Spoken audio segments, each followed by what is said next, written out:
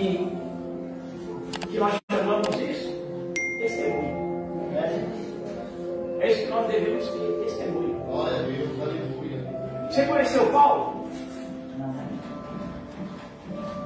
Mas você sabe quem é Paulo pelo testemunho. Glória a Deus, aleluia. Você conheceu Pedro? Não, também, né? Mas você sabe quem é Pedro pelo testemunho desse cara. É um cara que muitas das vezes foi bruto que nem eu, teimoso que nem você, mas fez a diferença no mundo espiritual. Evangelho é isso. Deus não está esperando de nós pessoas perfeitas, mas sim pessoas obedientes. Glória a Deus. E Deus, Ele já nos escolheu sabendo de tudo isso. Que hoje, no dia de Santa Ceia, dia de Páscoa, feliz Páscoa para vocês. Que no dia de hoje, nós estaríamos muito mais apreensivos do que nos outros cultos. Porque hoje é dia de a palavra de Deus nos confrontar aqui dentro. Não que nos outros dias ela não confronta, mas hoje é muito mais, sabe por quê? Porque não devemos tocar naquilo que é santo de qualquer maneira. Então, se nós não nos limpamos durante o decorrer deste mês, a nossa oportunidade é agora. Ou não podemos tocar naquilo que representa o sangue e nem naquilo que representa o corpo. Amém? Êxodo capítulo de número 12, verso de número 1. Acompanhe aqui, preste atenção no que nós vamos ler. Se desligue lá de trás que os irmãos estão fazendo um processo de oração lá, mas fique atento aqui na palavra, tá bom? Êxodo capítulo 2, verso 1 diz assim: E falou o Senhor a Moisés e a Abraão na terra do Egito, dizendo: Este mesmo mês vos será o princípio dos meses, este vos será o primeiro dos meses do ano. Falai a toda a congregação de Israel, dizendo: Aos 10 deste mês, tome cada um para si um cordeiro, segundo as casas dos pais, um cordeiro para cada casa. Mas se a família for pequena para um cordeiro, então ele tome um só, como seu vizinho por perto da sua casa, conforme o número das almas, conforme o comer de cada um, fareis a conta para o cordeiro.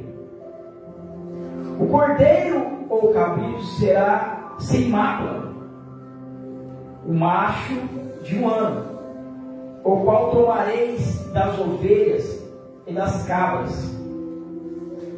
E o guardareis até o 14º dia deste mês, e todo o ajuntamento da congregação de Israel o sacrificará à tarde. E tomarão do sangue e porão em ambas as ombreiras e na verga da porta, nas casas em que o comerem. E naquela noite comerão a carne assada no fogo, com pães asmos, com ervas amargas a comerão. Não comereis dele nada cru, nem cozido na água, serão assado no fogo, a cabeça com os pés e com a fissura. E nada dele deixareis até amanhã, mas o que dele ficar até amanhã, queimareis no fogo.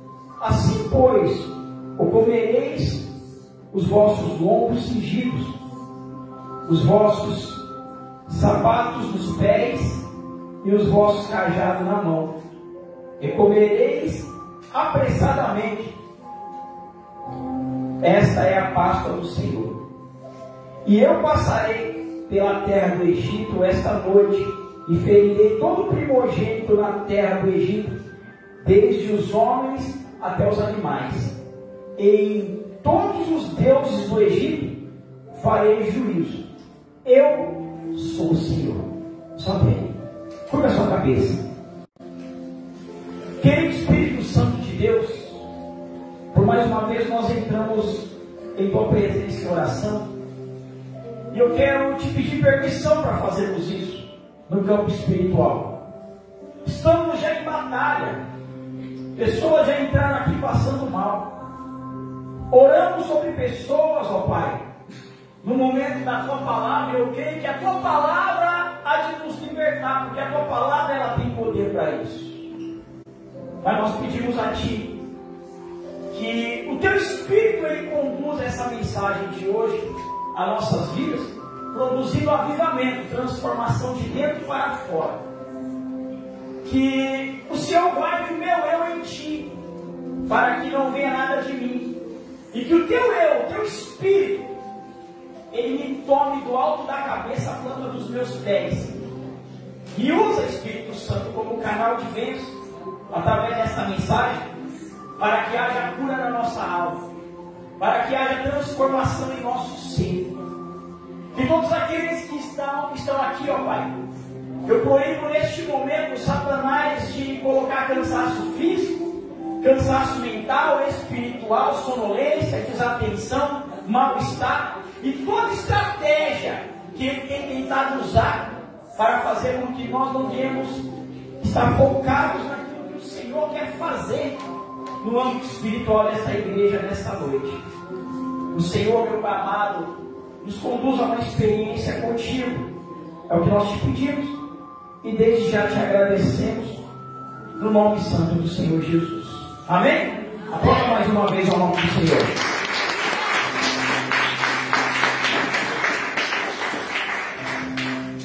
...430 anos no Egito. Faraó agora, antes de tudo isso acontecer, decide fazer uma promessa a José, dizendo que o tempo que seu pai e sua família permanecer no Egito será momento de bênção, porque o Egito agora tem uma gratidão pela família de José, porque José fez a diferença naquele lugar. E uma palavra foi liberada, mas não foi cumprida. Sabe por quê? Porque não se deve confiar nos homens. Porque não devemos confiar nas promessas feitas pelos homens. Mas fiel é Deus em suas promessas. Fiel é Deus em suas promessas. E Deus, antes mesmo do homem liberar uma promessa sobre a vida de José, Deus já estava lá na frente, fazendo uma promessa, firmando uma aliança com Abraão, dizendo que iria fazer algo muito grande sobre a descendência dele, que ele não precisaria de se preocupar com os preparativos do inimigo, com tudo que o inimigo ia preparar lá na frente. Mas Deus tinha uma promessa, Deus tinha uma aliança, e Deus não tinha pressa.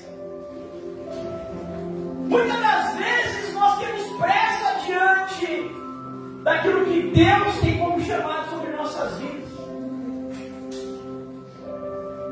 E às vezes nós tomamos decisões precipitadas diante de uma promessa feita por Ele.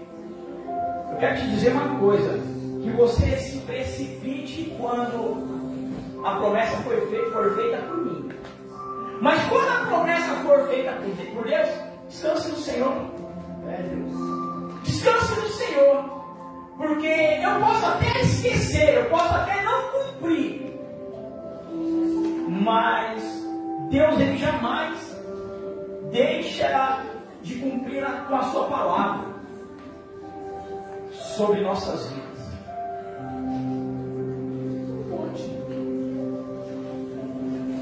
E existia um povo que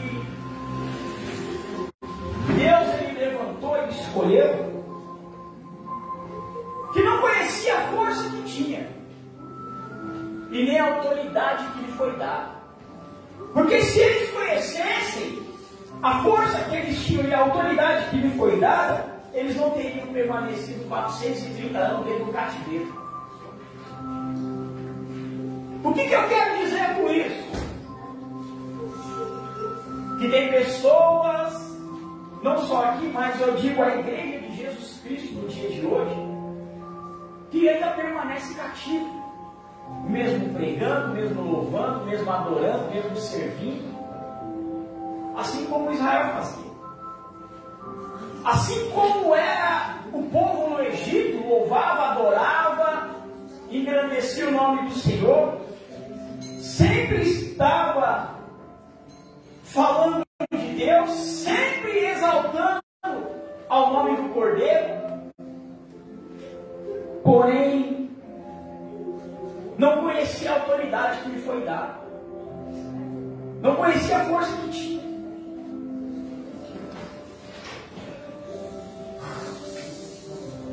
Diante do trabalho, em nome de Jesus, Satanás, presta atenção aqui, gente. Nós proibimos toda a sua atuação dentro deste lugar. Que a palavra de Deus, ela te liberte agora em nome de Jesus. Seja liberto. Em nome de Jesus. Seja liberto.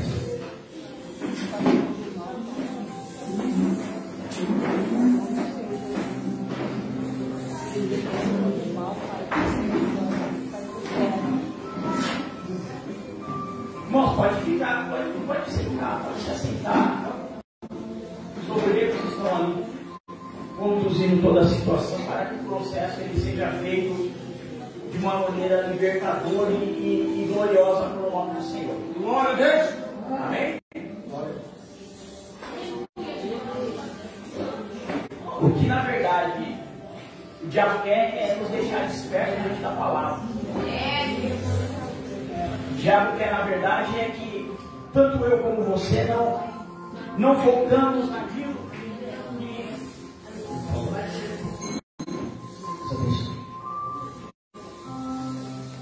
que vai nos trazer vitória.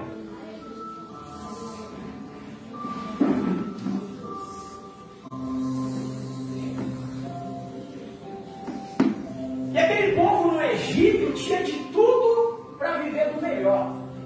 Mas alguns historiadores dizem que o alimento deles era cebola, pepino e grama. Alguns historiadores dizem que eles não tinham do melhor, como muitos diziam, que serviam na mesa de Faraó, era servido na mesa dos escravos. Mas os historiadores relatam que o povo que estava debaixo da autoridade de uma promessa constituída por Deus, estava agora de um momento de escassez, um momento de escravidão. Um momento onde eles não conseguiam viver a promessa de Deus, e isso durou anos e anos. Tempos e tempos. Pessoas que nasceram dentro do cativeiro e morreram dentro do cativeiro. Pessoas que não tiveram o privilégio, a chance que nós tivemos de outra hora estar no cativeiro e outra hora se ver livre daquele cativeiro. Mas o problema de tudo isso está na falta de conhecimento, na falta de confiança em Deus, na falta de autoridade, na falta de discernimento das coisas dos Espíritos, segundo a palavra. Não é do Espírito, é o discernimento dos Espíritos. O que quer dizer com isso? Que eu, como você, nós devemos ter o discernimento do que está acontecendo no âmbito espiritual ao nosso redor, e sabermos discernir se é algo que vem do meu espírito para você, é algo que vem do espírito do irmão para você, é algo que vem do espírito diabólico para você, ou é algo que vem do Espírito Santo.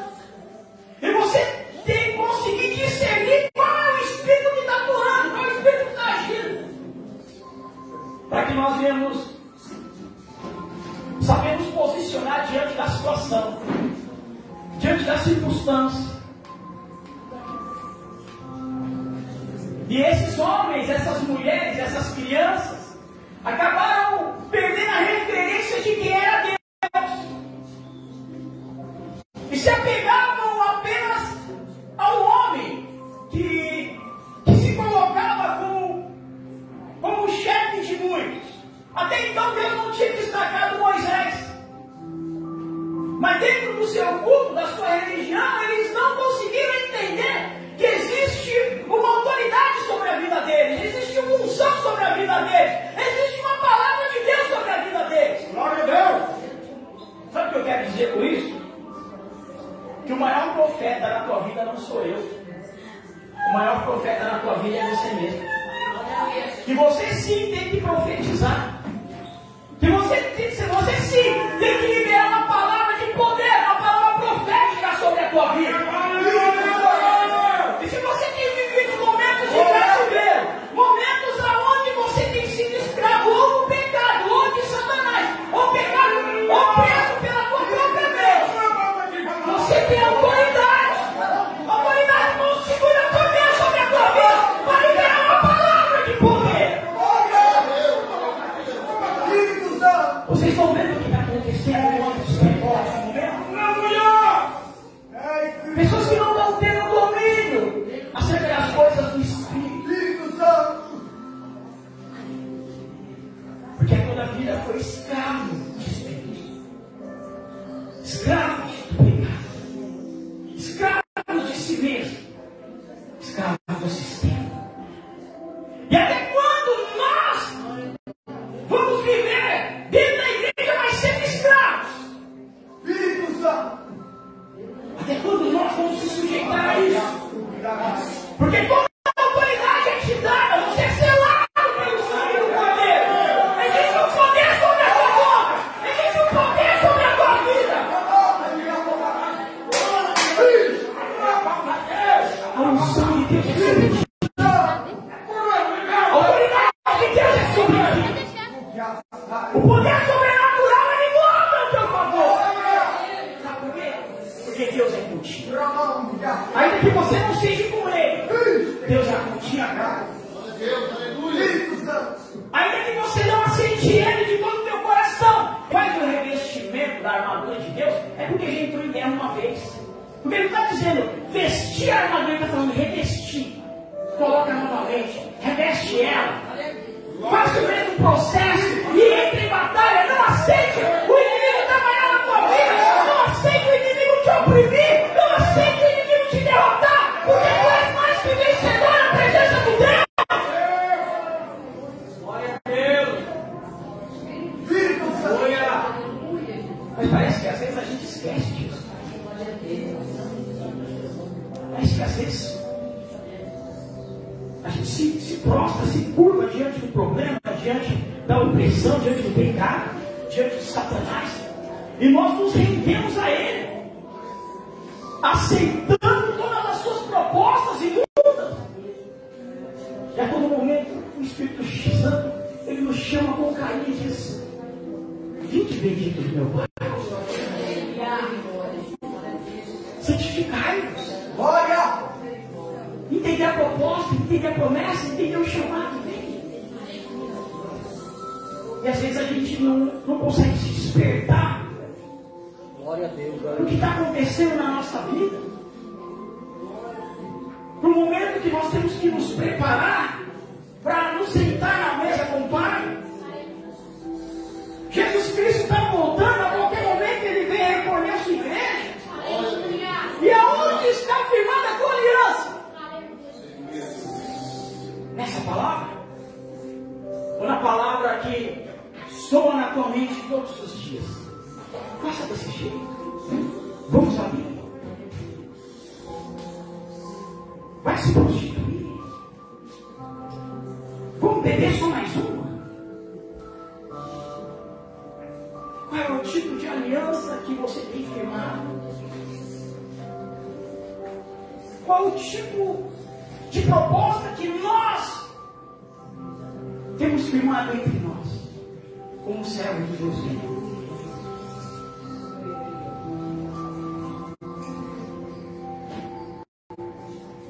O livro de Êxodo, onde nós lemos, diz assim: e falou o Senhor a Moisés e a Arão na terra do Egito, dizendo: este mesmo mês vos será o princípio do mês, este vos será o primeiro do mês do ano. Deus já estava falando: separe o primeiro mês como primícia, princípio, a primícia do mês do ano. Porque quando você entende o que é separar a primícia de qualquer coisa para Deus, não é só dízimos e ofertas, não é só trazer dinheiro para a igreja, é princípio. Deus, ele preserva princípio. Princípio não é negociável, princípio é regra, temos que obedecer por sermos obedientes. Deus cumpre o papel dele como Deus. E ele disse: faça deste mês o primeiro mês do ano como primícia. Aleluia. Sabe o que Deus estava dizendo? Cumpre um propósito comigo no primeiro mês, e eu vou fazer do primeiro mês o melhor mês da sua vida, e os demais meses vão ser bênçãos. Qual é o pior mês para o brasileiro? O mês que se paga PVA, o mês que... Qual é o pior mês? O mês que as contas estão mais altas, o mês que a dívida é maior, o mês que está todo mundo desanimado, o mês que ninguém vem para a igreja, o mês que está todo mundo, todo crente murmurando. Qual que é o mês que dá tudo errado? Parece que o mês não anda. Os comércios não vêm, as lojas não negociam, as empresas vêm um monte de férias.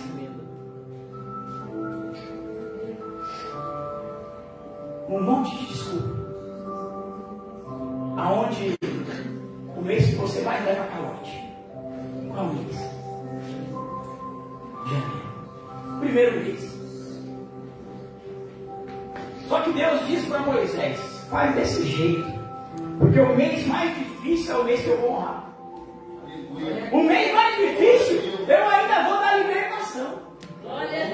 Porque foi no primeiro mês que o povo deixou de ser escravo. Foi no primeiro mês que o povo começou a ter testemunho de milagre, de vitória. Será que nós entendemos o que é as primícias para Deus? E aí Deus continua dando estratégia para o povo através de Moisés. Porque verso 3, ele diz assim: falai a toda a congregação de Israel, dizendo: ao 10 deste mês, toma cada um para si um cordeiro, segundo as casas dos pais, um cordeiro para cada casa. Mas se a família for pequena para um cordeiro, então ele tome um só, como o seu vizinho, perto da sua casa, conforme o número das almas, conforme o comer de cada um, fareis a conta para o cordeiro.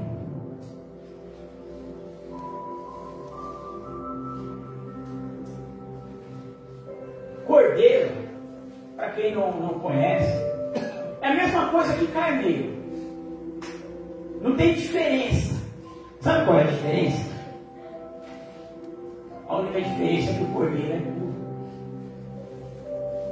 A única diferença do cordeiro para o carneiro é que o cordeiro nem para cruzar eles colocaram, ele é puro. E é por isso que a Bíblia não pede para levar um carneiro, mas sim um cordeiro. Porque se trata de algo puro. Quando Deus ele quer que nós venhamos se apresentar a Ele, assim como nós fomos apresentar um sacrifício de animal, da mesma forma que Ele pediu o cordeiro, da mesma forma Ele pede para mim e para você se apresentar a Ele. Puro. Glória a Deus, aleluia. Puro. Não existe outra forma de se apresentarmos a Deus se não for purificado. Glória a Deus, aleluia. E hoje nós temos um pedindo que o Senhor tenha de misericórdia de nossas vidas, pelos nossos pecados, transgressões, limitações, incredulidade, blasfêmia e tantas outras coisas. Sabe por quê? Porque a Bíblia nos dá referência de algo que aconteceu na cruz, que tem o poder de nos purificar. E quando Deus olha para mim e para você, Deus ele vê no momento que nós estamos tomando o sangue da purificação, alguém como um cordeiro, alguém imaculado, alguém puro. Porque o sangue que corre sobre nosso DNA agora é espiritual, é o sangue de Cristo que nos purifica. Porque diante do momento da Santa Ceia, Deus nos enxerga não como o homem vê, mas os olhos de Deus é algo espiritual quando Ele olha para mim e para você. Quando Ele me vê, Ele não me vê em carne, Ele me vê em espírito. Quando Deus te olha, Ele não te vê em carne, Ele te vê em espírito. E é por isso que Ele te chama de filho, porque quando Ele olha para você, Ele não vê esse sangue que eu consigo enxergar com os olhos da carne, Ele vê o sangue espiritual misturado sobre a tua vida. E quando Ele vê o sangue de Cristo dentro de você, Ele te chama de filho. Ele te reconhece como filho. Ele te entende como filho. Tudo porque Ele começa a enxergar este momento de forma espiritual. E quantos de nós enxergamos este momento de forma espiritual? Quantas das vezes você faltou na Santa Ceia porque você falou assim: ah, hoje é Santa Ceia, não vou não.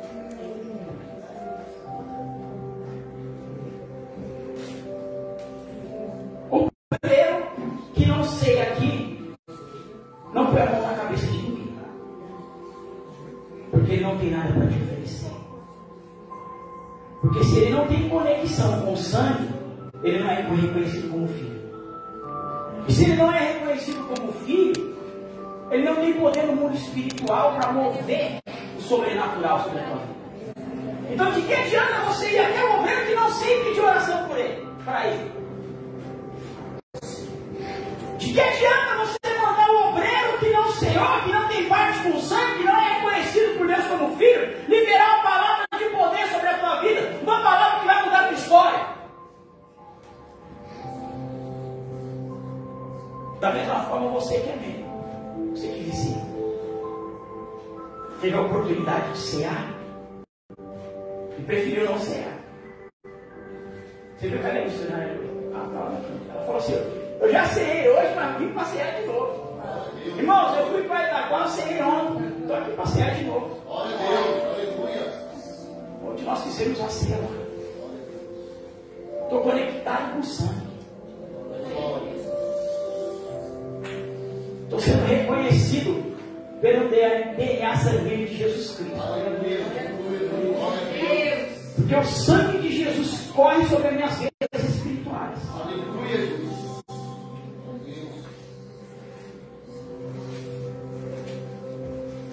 Que autoridade tenho eu no mundo espiritual se o sangue de Jesus não estiver em mim? Se eu falto no dia de Santa Ceia porque eu não creio, eu não dou importância, ou para mim tanto fez ou tanto faz.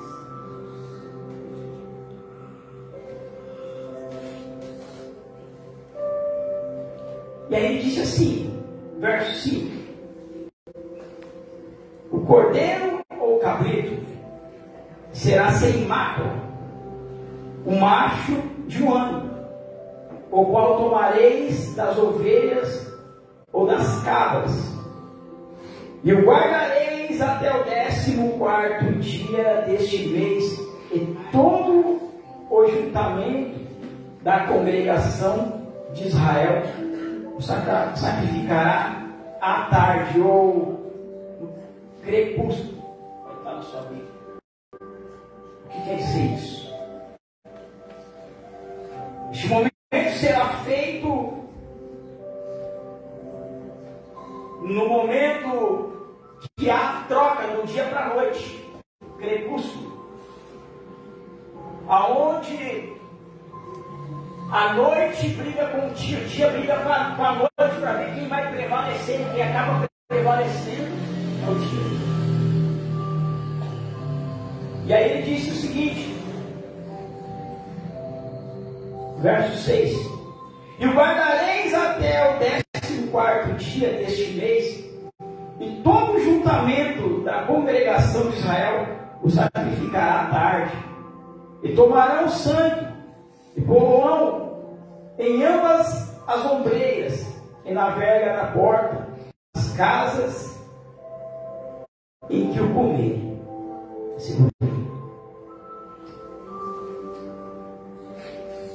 Deus, ele já sabia onde cada judeu morava. Ele já sabia em sua onipotência aonde cada egípcio morava, aonde existia cada primogênito. E ele disse: eu irei como anjo da morte.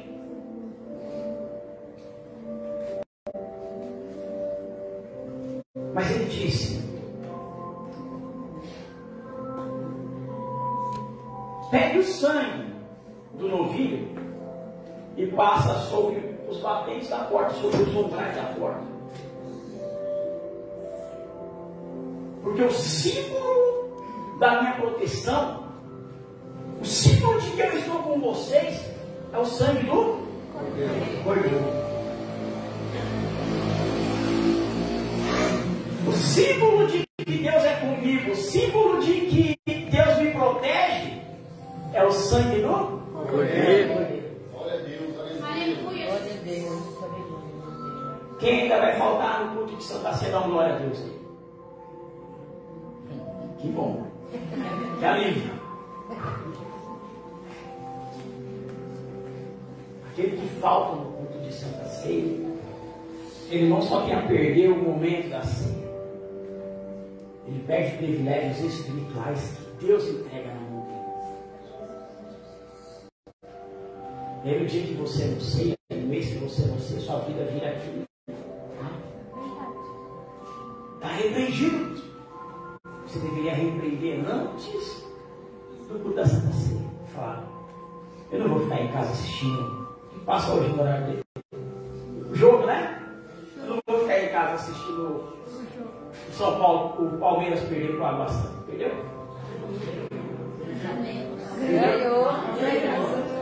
Ganhou porque eu caí aqui no caminho, você vai brincar do jogo no caminho. Caí aqui assim. Eu vou deixar de ir para a Santa Ceia porque hoje é a final do Palmeiras. Não é assim.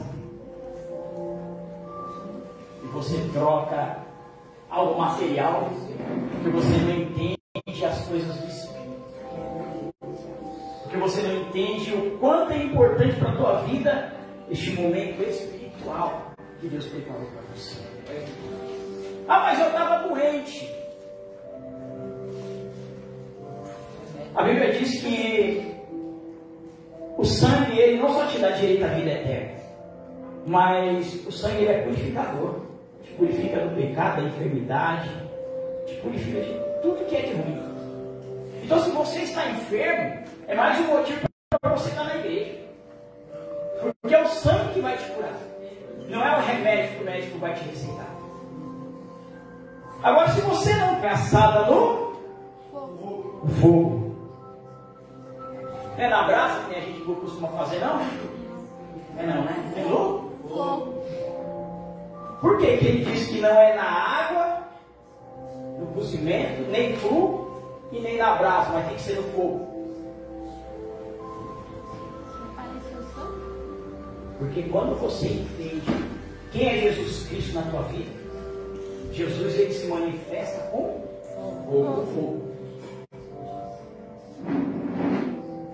Então eles fizeram fogo, eles não deixaram virar brasa. Porque a ordem era: não deixe virar brasa, não coma cru, não coma cozido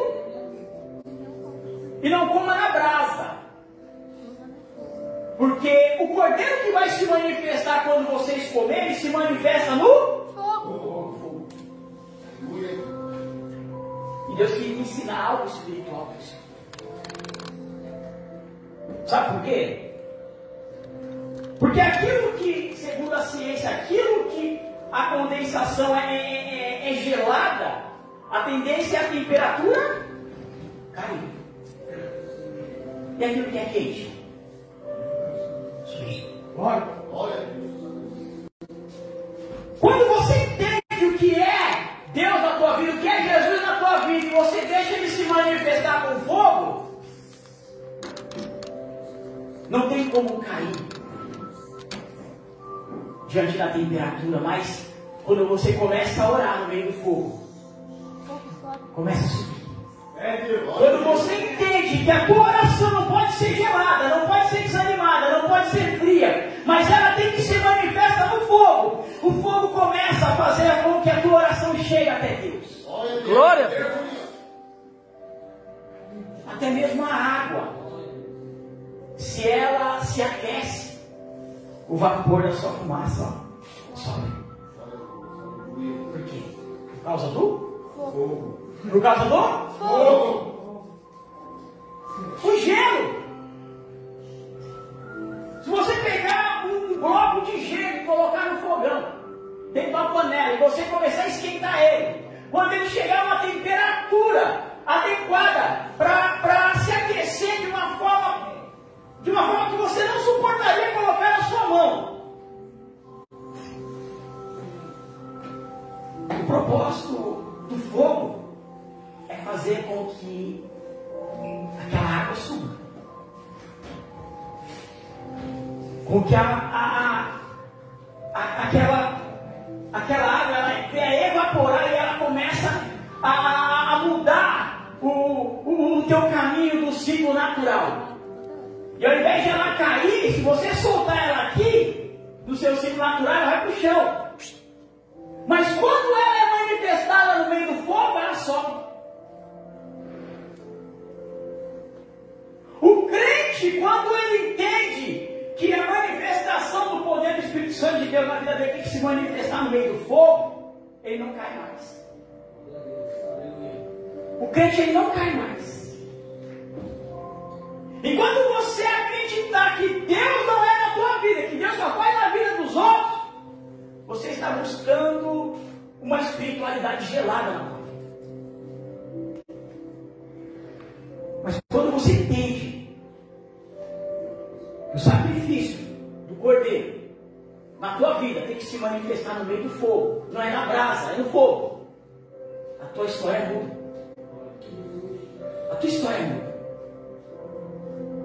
E muitas pessoas estão há 1, 2, 20 anos, 30 anos dentro da igreja e nada muda. Porque não está entendendo a espiritualidade das coordenanças, da ordenança de Deus. Ele disse assim: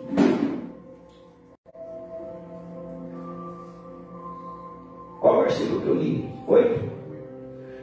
Verso 9: não comereis dele nada cru, nem cozido na água, senão assado no fogo. A cabeça com os pés e com as fissuras. A ordem era: você vai preparar o cordeiro, só que você não vai poder jogar nada fora. Você vai ter que comer a cabeça, os pés e a fissura. Sabe o que Deus queria ensinar para esse povo? Que Jesus é o Evangelho, Jesus é a palavra. E viver Jesus e viver o Evangelho não é você comer apenas o que te agrada. É você engolir tudo que há como necessidade, não jogar nada fora daquilo que representa o Cordeiro. Aí eu não como fissura, vai ter que comer. Eu não como a cabeça, eu não gosto do pé, não gosto da gordurinha, você vai ter que comer. Servir o Evangelho, viver o Evangelho, é aceitar o Evangelho por completo. É aceitar os confrontos, a repreensão, a correção, a palavra de bênção, de vitória, a palavra de cura, a palavra de morte, a palavra de vida. Aceitar o Evangelho é aprender a comer o cordeiro por completo. E quantos de nós tomamos um posicionamento diante do Evangelho porque nós queremos selecionar o que nós queremos comer? Você também é assim? Ou só sou eu? Sou assim. Você também seleciona o que você quer comer ou só acontece comigo? Hã? Tem ninguém aqui não. Todo mundo dormiu? O que aconteceu?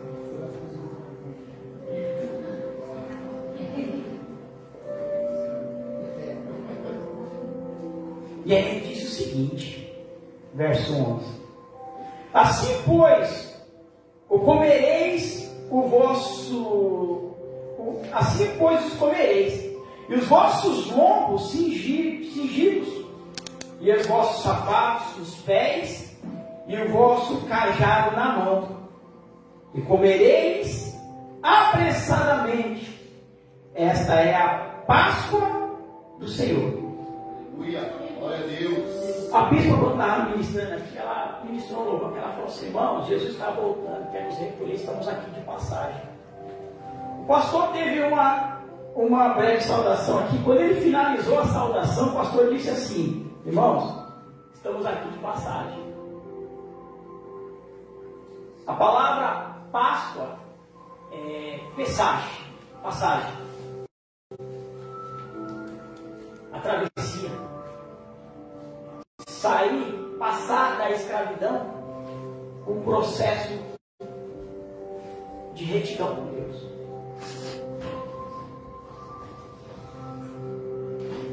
Deus disse a Moisés: diga ao povo para comer com pressa. Comer tudo. Ei, não é comer o que te agrada, não. Você tem que comer tudo. Você tem que entender que o Evangelho é para se alimentar com tudo que vem do Evangelho. Não é selecionar o que você quer comer.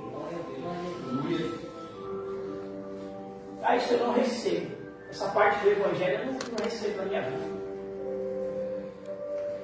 Mas eu disse assim a Moisés: diga ao povo para que coma depressa tudo. Não jogue nada fora, não deixe sobrar. Suje os seus lombos, calce os seus pés,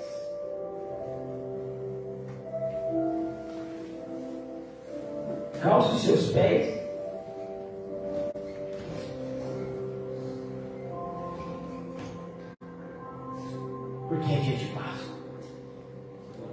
Porque no momento que você entender que o processo é esse, comer tudo, ou seja, viver o Evangelho 100%, e não 50%, não 80%, não 99%, 100% do Evangelho, o Egito fica para trás. Glória a Deus. Aleluia. O Egito não vai mais fazer parte da tua vida. Aleluia. Esquece o Egito, esquece Faraó, esquece o tempo de escravidão, esquece o tempo de amargura. Esquece o tempo de opressão na tua vida. Glória!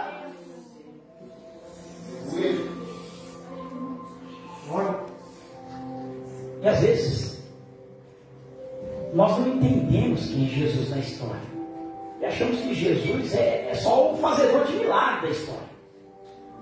Mas Êxodo capítulo 12 está falando de quem? Está falando de Jesus. Aquele que veio como retidão na tua vida. Aquele que veio para mudar a tua história. Glória a Deus. Não é aquele que só te veio te libertar do cativeiro. Mas é aquele que tem muito mais a te proporcionar. É meu Deus. Aleluia. Alguém que com muita dificuldade venceu. E às vezes você tem passado tanta dificuldade, mas você tem desanimado e falado: eu acho que eu não vou vencer. Quantas das vezes você chegou aqui desanimado, falando assim: eu vou desistir, hoje é o último culto, eu vou me matar, eu vou sumir, eu vou me jogar, eu vou voltar para a vida que eu vivia. Chegou um certo momento que no meio do Egito, algumas das pessoas que estavam lá com Moisés sentiam saudade das covas. Lá pelo menos tinha cova para a gente morrer. Você está entendendo? Você tem noção do que é isso? As pessoas veem tantos sinais que Deus fez. E quando você se vê livre, você fala assim, eu tenho saudade das covas. Será que nós somos realmente merecedores de todo esse plano de salvação? Ou será que nós somos ingratos? No momento da perseguição, no momento da tristeza, da agonia, no momento que algo dá errado na nossa vida, como se Deus tivesse que ser o mágico da nossa história, e não o Deus da nossa história. E a gente esquece do processo que ele viveu para chegar a nos entregar aquela vitória. Porque o processo não foi quando penduraram ele no madeiro. O processo começou quando ele começou a anunciar o Evangelho. Que as pessoas já começavam a confrontar ele. Ele era pessoa de poucos amigos. Embora uma multidão acompanhava. Mas existia uma multidão muito maior que queria oprimir, que queria preparar uma cilada para ele. E chega um certo momento que o Espírito Santo fala para ele assim, está chegando a hora.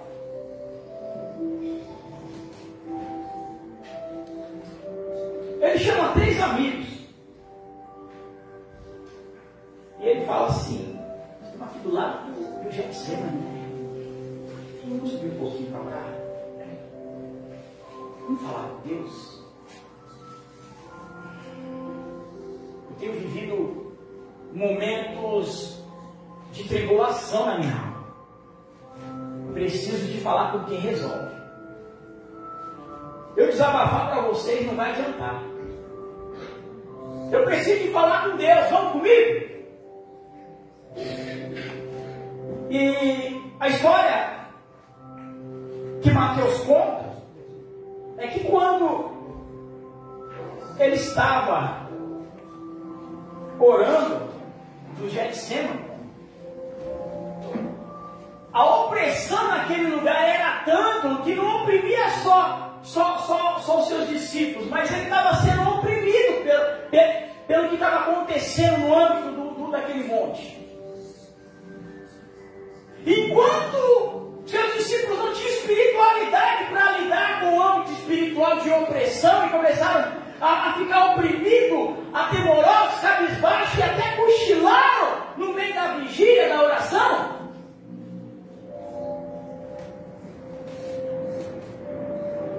A Bíblia diz que a alma de Jesus era afligida. Ali já começou o momento da aflição.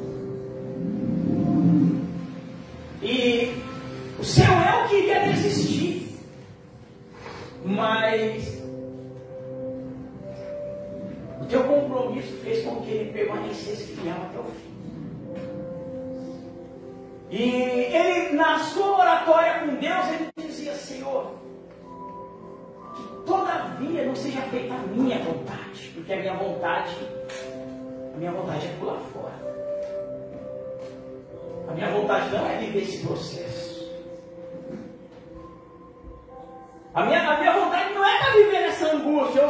Eu sabendo que vou morrer. Eu sabendo que quando eu descer tem um monte de gente com corrente, espada, tudo me esperando lá embaixo do monte. Sabe qual é a minha vontade, Senhor? Pegar um outro caminho e sair fora. Porque eu sei que está me esperando por amor a essas ilhas. Por amor àquilo que o Senhor me destinou a fazer. Mas eu tenho que ser fiel até o fim. Então, todavia, faça de mim esse cálice. Que seja feita, não a minha, mas que seja feita a tua vontade. Que a tua vontade, ela venha permanecer em mim. E a história conta que quando ele desceu, depois de confessar que estava angustiado, aflito, aqueles homens estavam lá na porta do pé do monte esperando ele. porretes, com espadas e um beijo. Ei, e um beijo. E quando ele olha aqueles homens, ele disse: para que me oprimir dessa maneira? Para que fazer essa opressão toda para cima de mim? Quantas das vezes vocês não me viram pregando, vocês sentaram, e por que vocês não me pegaram lá? E Mateus diz que quando ele é levado ao sinédrio, aqueles homens esbofeteavam da cara, estavam soltos em Jesus e cuspiam nele. Mas não para por aí, porque a gente às vezes acha que o processo que ele viveu por nós só foi isso. O processo que ele fez para nós sermos dignos de salvação só foi isso aí. Mas a bispa falou assim para mim: eu queria no meio da mensagem ter uma oportunidade de falar algo para a igreja do processo que aconteceu na cruz. Bispo, fica de pé aqui, por favor.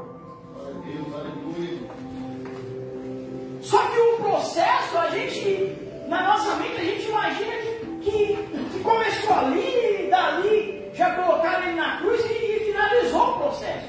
Acabou.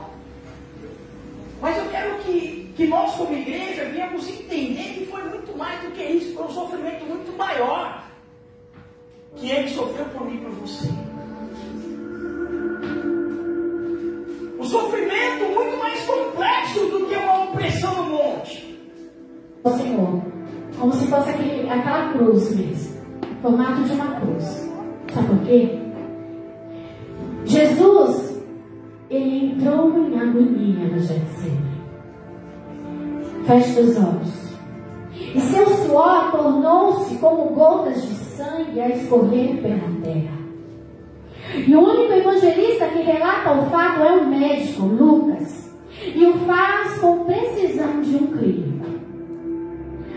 O suar sangue ou hematidose é um fenômeno raríssimo. É produzido em condições excepcionais. Para provocá-lo é necessário uma fraqueza física acompanhada de um batimento moral violento, causado por uma profunda emoção, por um grande medo, o terror, o susto, a angústia terrível de sentir-se carregando todos os pecados dos homens, devem ter esmagado Jesus. Tal tensão extrema produz o rompimento das finíssimas veias capilares que estão sob as glândulas sudoríparas. O sangue se mistura ao suor e se concentra sobre a pele. E então escorre por todo o corpo até a terra. Conhecemos a face do processo preparado pelo sinédrio hebraico, o envio de Jesus a Pilatos e o desempate entre o procurador romano e Herodes. Pilatos cede e então ordena a flagelação de Jesus. Os soldados despojam Jesus e o prendem pelo pulso a uma coluna do pátio. A flagelação efetua com tiras de couro múltiplas, sobre quais são fixadas bolinhas de chumbo e de pequenos ossos. Os carrascos devem ter sido 2, um de cada lado e de diferente estatura. Golpeiam com chibatadas a pele e já alterada por milhões de microscópicas hemorragias do suor de sangue. A pele se dilacera e se rompe. O sangue espirra. Você tem entendido que o Senhor passou por mim, por você?